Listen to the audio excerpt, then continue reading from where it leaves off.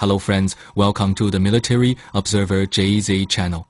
Let's look at the situation on the Russia-Ukraine battlefield on the 25th of December 2025. In eastern Sumy, Ukraine, Russian airborne and naval units totaling about 5 brigades or 18,000 troops, facing approximately 16 Ukrainian brigades or 30,000 troops, advanced about 4 square kilometers southwest of Kostiantynivka, approaching the northern edge of Kindrativka, in the Kupiansk direction northeast of Kharkiv.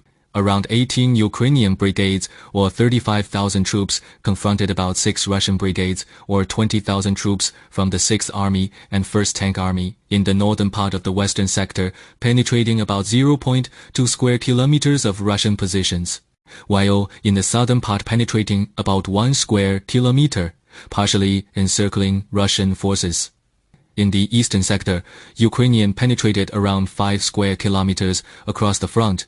It's a brilliant military move. Due to the western sector's Russian resistance, support from the troops east of the river is necessary.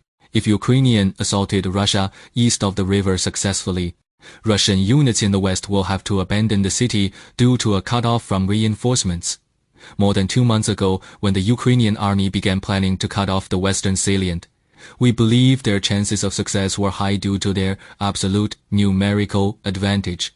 2 months ago, when General Gerasimov planned to encircle Ukrainian in the eastern sector, we judged it violated the principle of military success because a horse struggling to pull a cart would have dire consequences, and additional reinforcements of at least 1 motorized rifle division were advised. However, the Russian army did not reinforce, still attempting to encircle, violating the principle of military success. So the current outcome is not surprising. In military struggles, making major decisions requires extreme caution, strictly following the principles of military success. Adhering to the idea of outnumbering the few, striking the weak with the strong, being prepared to attack the unprepared, and not relying on luck. Otherwise, the cost would first be the needless wastage of lives. General Gerasimov should not show off. In the northeastern direction of Sviato-Pokrovske, the Russian 3rd Army Group, with about 6 brigades totaling 20,000 troops, fought against about 6 Ukrainian brigades totaling over 10,000 troops, advancing approximately 2 square kilometers to the west and about 4 square kilometers onto southern fronts, and completely controlling Sviato-Pokrovske village.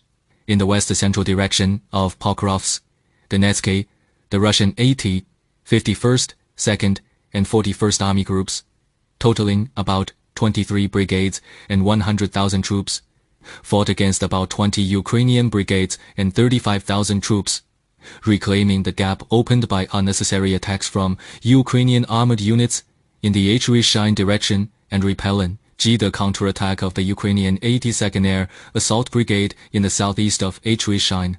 In the eastern direction of Novopavlivka, Dnipro, the Russian 90th Tank Division and other units, with about 7 regiments totaling 10,000 troops, fought against more than 7 Ukrainian brigades totaling about 15,000 troops, advancing approximately half a square kilometer north of Filia. In the northeastern Zaporizhzhia, the Russian 5th, 35th and 36th Army Groups, with more than 9 brigades totaling over 30,000 troops, fought against more than 9 Ukrainian brigades totaling about 18,000 troops, advancing about 1 square kilometer on 2 fronts northwest of Huliaipol and about 5 square kilometers in the south, with the Ukrainian losing about 1 company.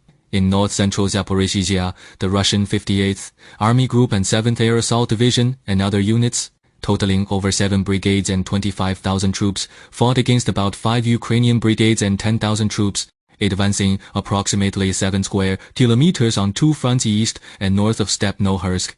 Overall, in the past day, the Russian army advanced about 25 square kilometers in multiple areas. The Russian Ministry of Defense stated that the Ukrainian forces suffered 1445 casualties. The Ukrainian forces made significant progress in the counterattack in Kupiansk, and the Ukrainian General Staff stated that the Russian forces suffered 860 casualties.